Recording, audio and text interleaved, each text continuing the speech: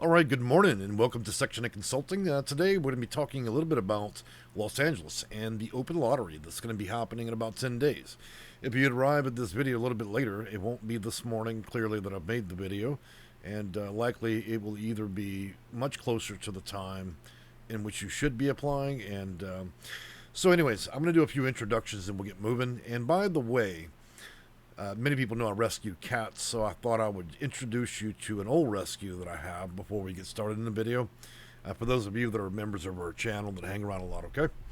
So this is Big Pops, well, Little Pops, sorry.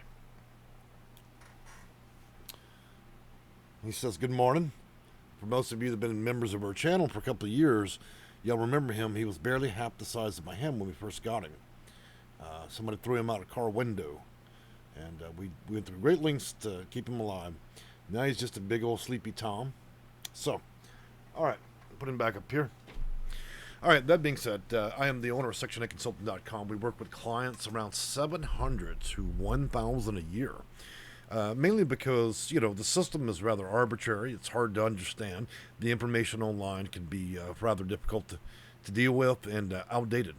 Housing authorities' jobs, your HA, your local housing authority, their job in principle is to give out vouchers if you have the right answers for their application, if you have a situation going on.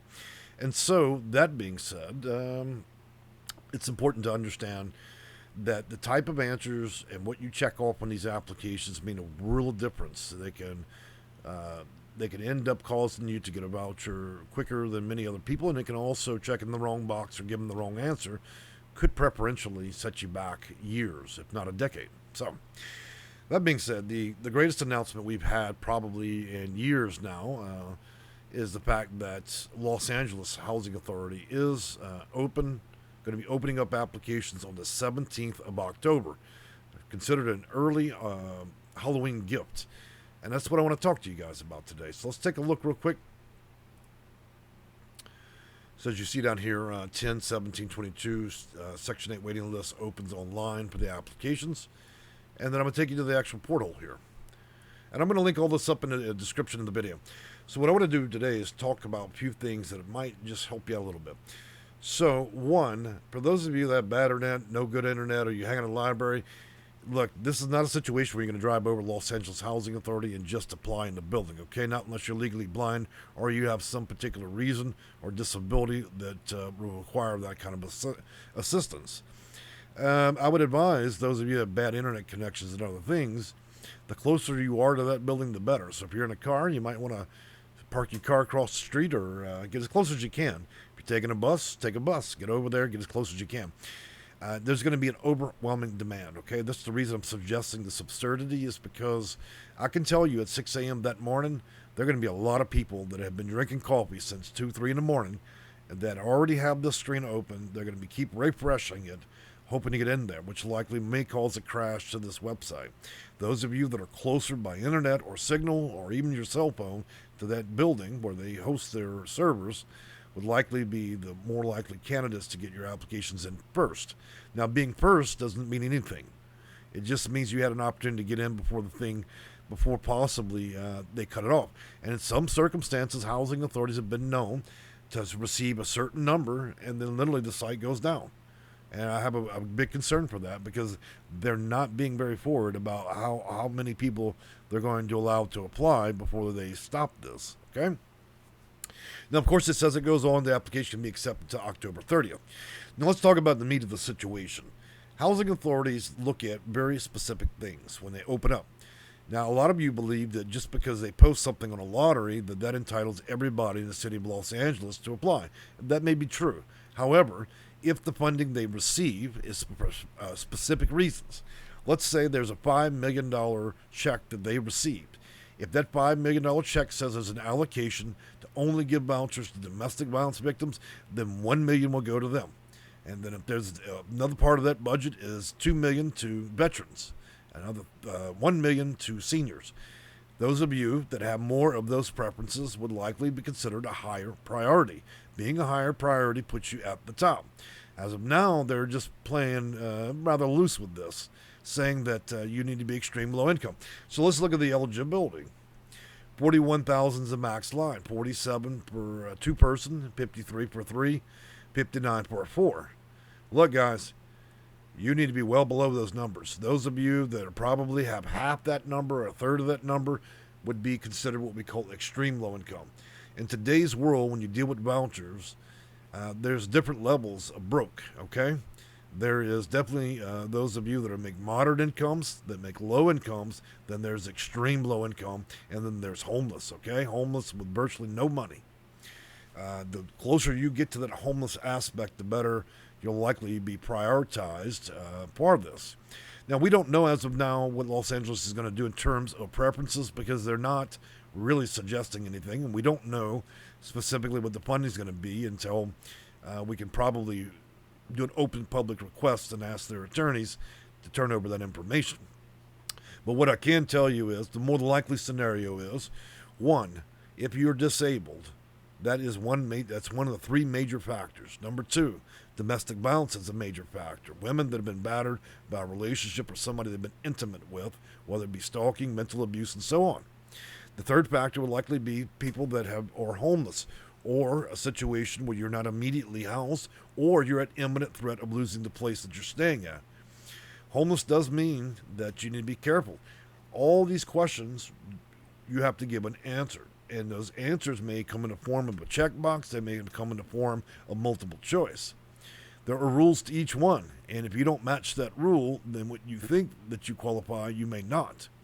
So let's give some clarity. Disability, for the purposes of disability, there are qualifying factors of disability, which means that you perceive that you have a disability, and then your doctor may be in agreement. Then there are disabilities that these HAs and HUD have been sued over, that if you have a particular diagnosis that cannot be denied as a disability. One of those things is if you receive a Social Security disability check.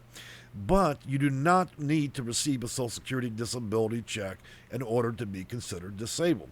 If you have one of those undeniable factors or diagnoses, then you may be considered for disabled. Now, stalking and domestic violence. So we have stalking, mental abuse, physical abuse, and then a few other situations where you may be manipulated into certain types of fraud or giving away your fixed income or Social Security check, okay?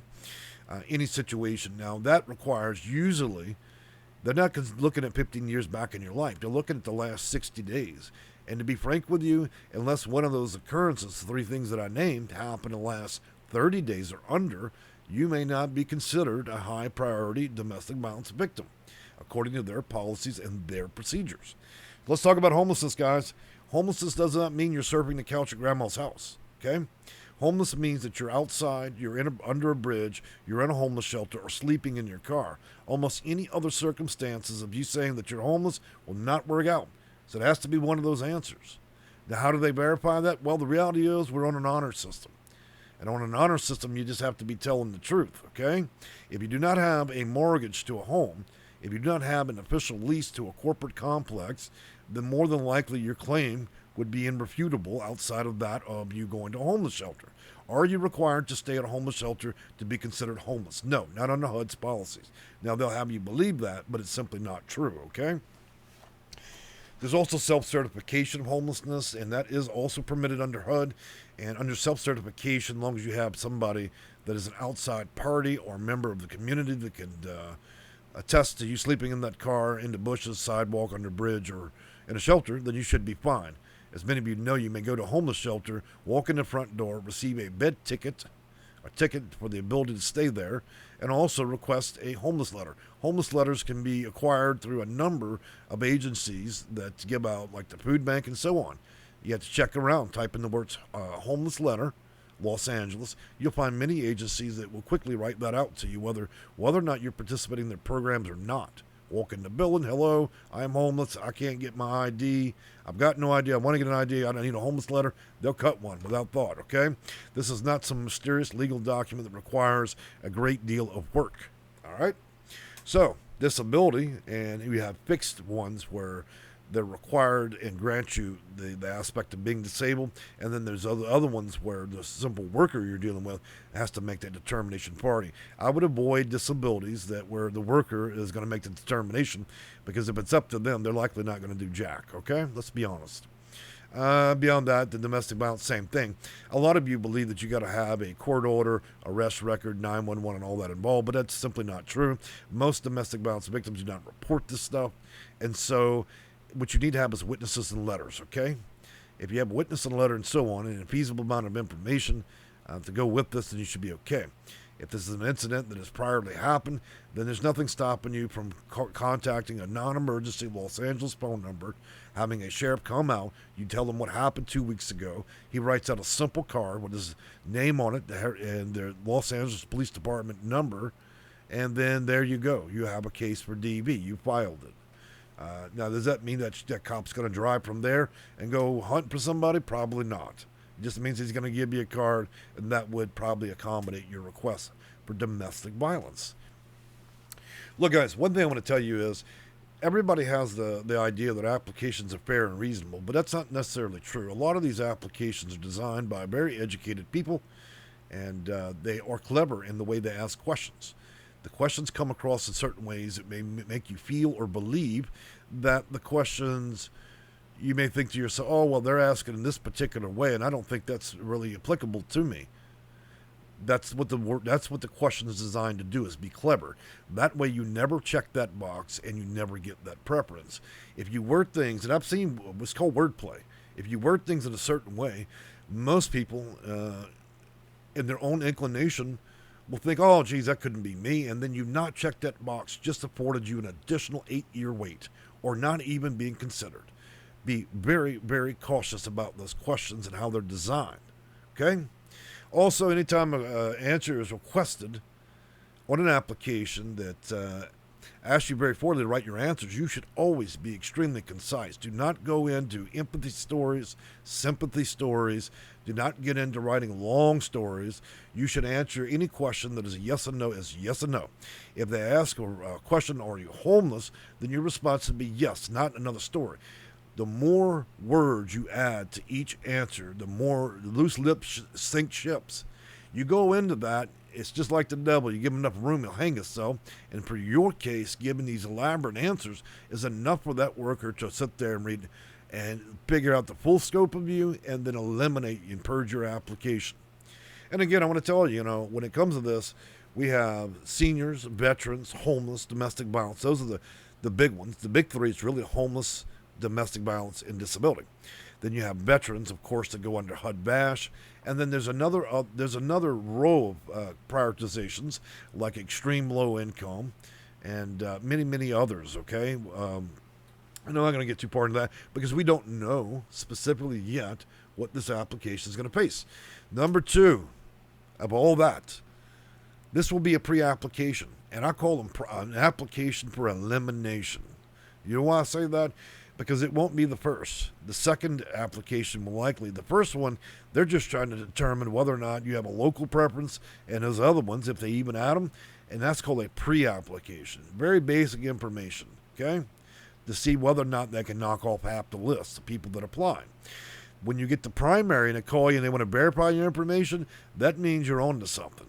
Because this is a lottery, they're going to prioritize. You think it's fair and square. Oh, it's a lottery. If they pick a name, they've got, and my name happens to be in that lottery picking, then I'm going to win the voucher. No, you're not. It doesn't mean that. What it means is essentially behind closed doors, they're going to prioritize people that have the biggest disabilities and other issues that I'd mentioned as being the top of that list. And those of you that just made poor choices, that are very young and have absolutely no preferences, you'll likely go into the bottom of the list where nothing will ever happen. That's why I tell you that sometimes what you believe may be what you believe may not be a disability could be one. A lot of you guys burn your own cases. And so in closing this video, let me tell you this. If you don't really know what you're doing, I would say maybe reach out to a consultant like myself. I am not here to profit off the margin of anybody, okay? However, I've done this long enough, at 21 years, to understand that I've seen cases go really badly. I don't understand, and clients call me, I don't understand. I've been on the list since, 15 years. It's because you gave every worst possible answer. When you did answer those very clever questions, you thought, oh, that couldn't possibly be me, or you let your pride take over. Oh, no, I'm not really homeless, but actually you were sleeping in the car. You see the point? And so if you're not cautious with this, answering and not answering, checking boxes and not checking boxes can pretty much cost you your whole application. It could add a decade to your wait. It can completely ruin things, and you cannot unwind this stuff. Once those answers are a matter of official record, you can't just keep going back and changing them, hoping for a more desired result. You get one shot. That is it. So unless something changes, fundamentally changes big time, it ain't going to help you. And let me dispel a few rumors. Having a bunch of children is not going to qualify you. It is not a factor, okay?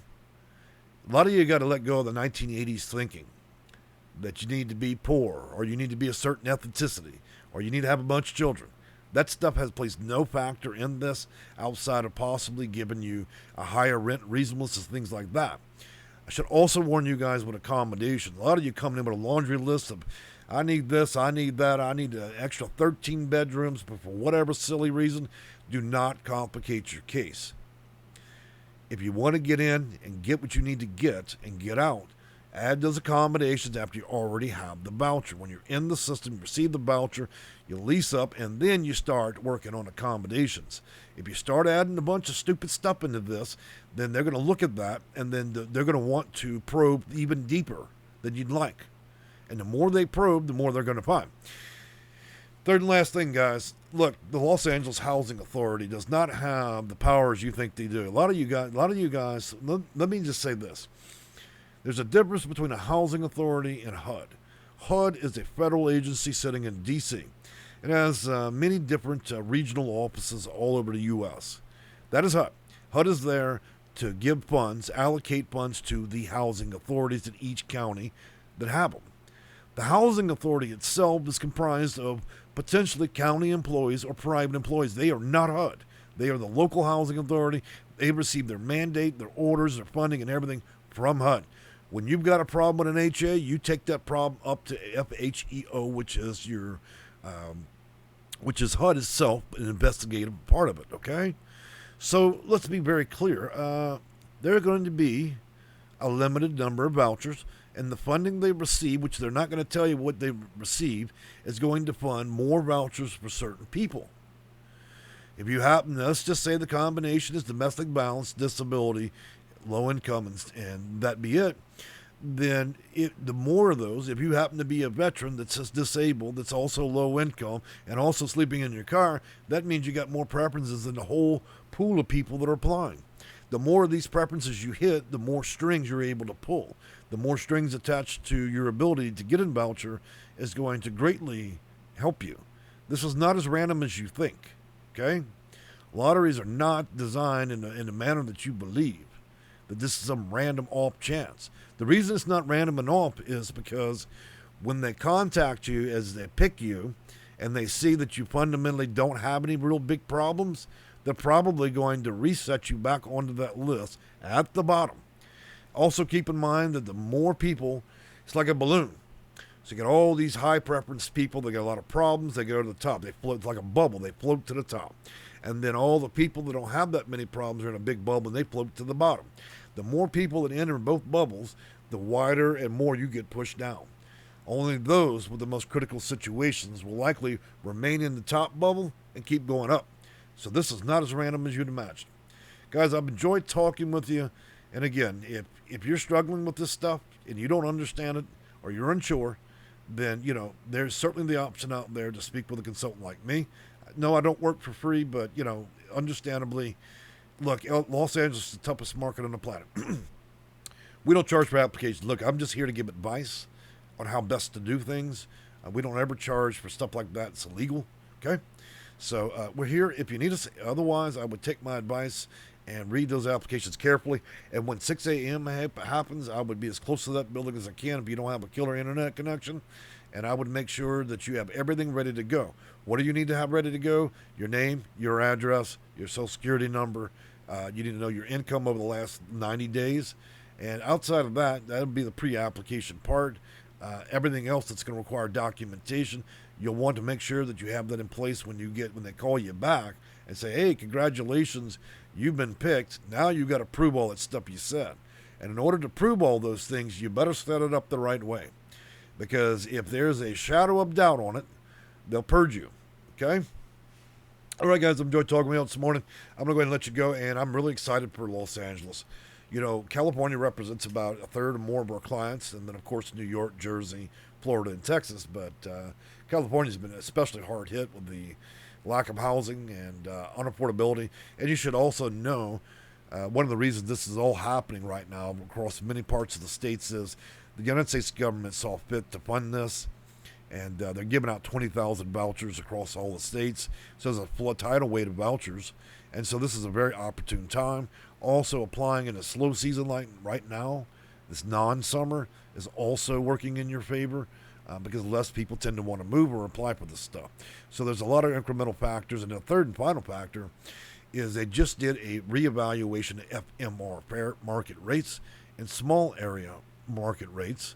And what does that mean? It means that potentially the vouchers you receive will be more in line with current rents. In other words, they finally have caught up. The pandemic caused rents. Well, rents went up during the pandemic, and so the problem was the vouchers weren't going up, and they remained a small amount.